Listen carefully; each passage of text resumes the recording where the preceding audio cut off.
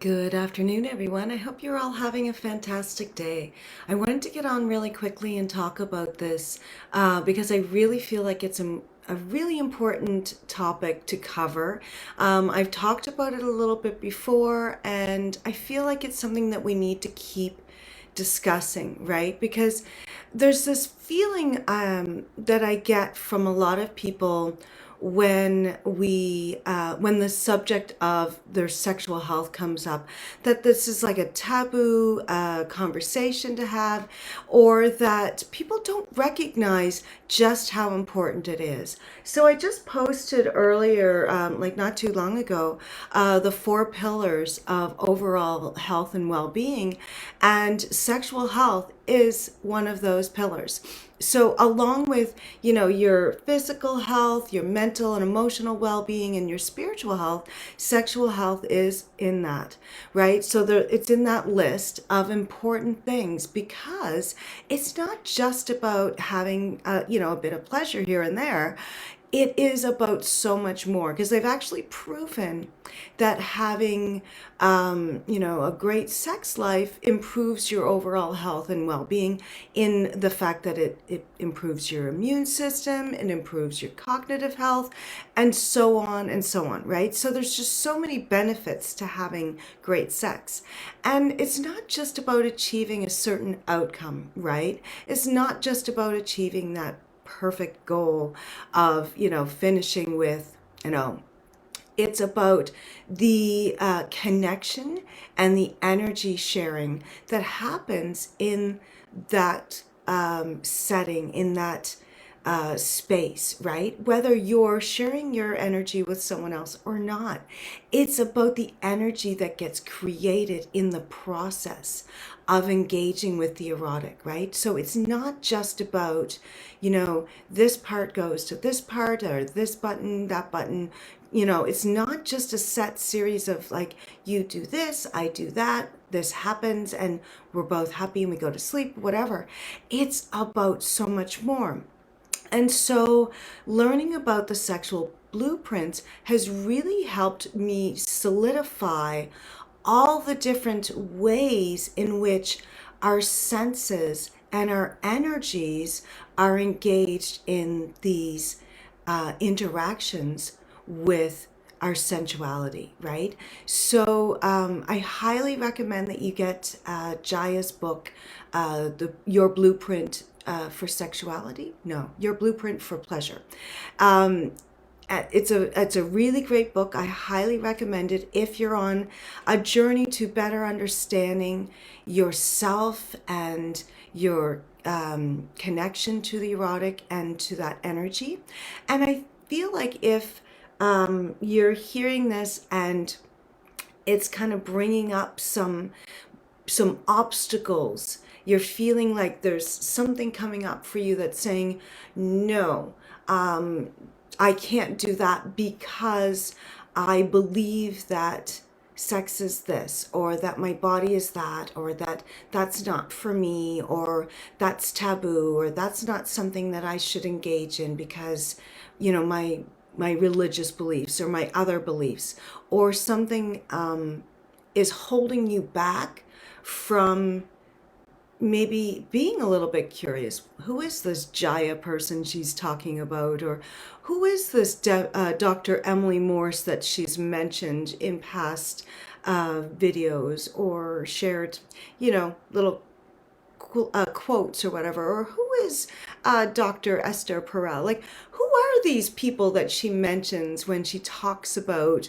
engaging in these kinds of discussions and whatnot? And so a lot of times what comes up is I'm in a toxic relationship and my partner's not willing to have these conversations around what's pleasurable and what's not, or who isn't willing to engage with me in any other way other than this happens and they're pleasured and I'm left feeling wanting or needing more or different or whatever.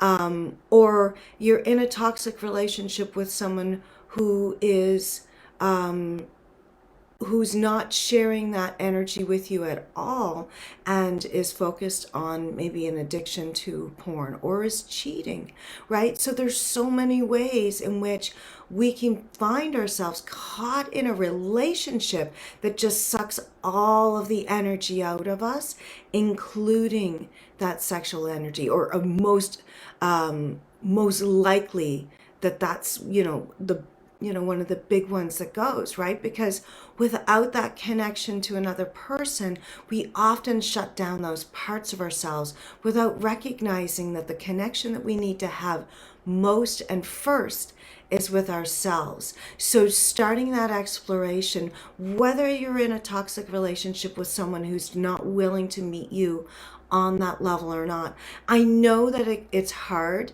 to kind of keep that pilot light going when all the rest of the stuff is just so terrible, and it's having this emotional effect on you and physical effect. I get that. This is about reclaiming that part of yourself and then reclaiming the other parts, getting back to who you are spiritually, reclaiming your mental health and your physical well-being. Those are all ways that you empower yourself even while being in a relationship that's toxic, because sometimes we can't get out of that toxic relationship, right? Sometimes it's not possible to change our environment, and I get that environment is huge. It has a huge impact on our well-being, and yet sometimes we have to imagine that we're like, the dandelion that pokes up through the cracks in the cement, or we have to sort of reclaim those parts of us despite the fact that this is going on around us. We have to find some place, some space that is just for us to start to heal and repair and grow and reconnect with those parts of ourselves. Otherwise, we'll just wither and die, right? That's how vital all of these things are to our well-being and our overall health. Because when we start shutting down those different parts of ourselves, what's left is someone who is completely vulnerable to all kinds of illness, right? So because it breaks down our barriers, it breaks down our shields against things that can hurt us, right? It breaks down our immune system. It affects our cognitive well-being and our spiritual health and all of it, right? So I implore you that even if you can't change the environment right now, the external environment, that maybe we work on finding a space within you that's safe to do that kind of work, right? So that we almost create a little shield around you, a little bubble. And we do that in the space of therapy, right? We do that in the space of a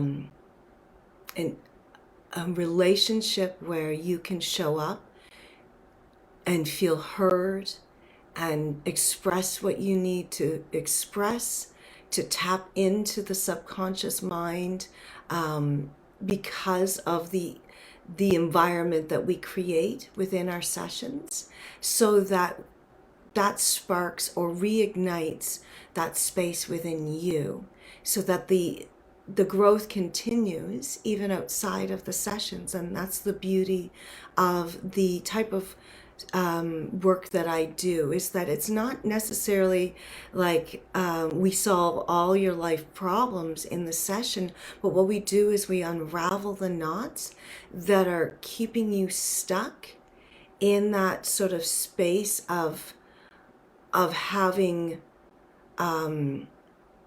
the outside external forces impact you so so completely that you're cut off from the source, right? Your source that's within you, right? So getting back to that source allows for so much more. It's like a ripple effect that happens, and people gain so much clarity just in one or two sessions that it starts to just have a domino effect in their life. In that, they might come for one thing, and then they recognize that that knot was also holding on to or was shaping all of these other things that impacted their health. So those four pillars of their health were being impacted often by the thing that was contained in that knot. So I hope this makes sense. That and I hope that you recognize that this isn't me saying that we can just change our thinking by consciously thinking something different. This is not like cognitive behavioral therapy where it's like, well, when you have this thought, immediately change it to exclude this word and put this word in so that it changes the meaning, and then ruminate on that thought. Is not that. It's recognizing where the thought's coming from, where it originated from, whether that was from you, whether it's something that you believed at the time, whether it was something someone else kind of believed and shared with you and you took it on as your belief, or whether it's something you believed at the time but no longer believe now. Like, that's where the clarity comes from. It's like examining beliefs and thoughts that you have around different aspects that are holding you back,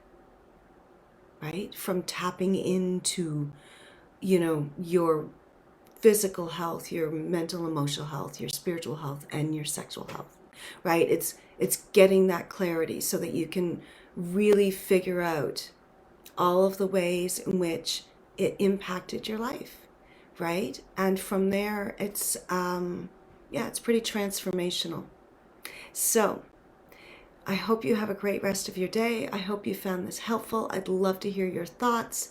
And of course, as always, please feel free to private message me if you have any questions or concerns you'd like to talk about. And have a great rest of your day. Namaste.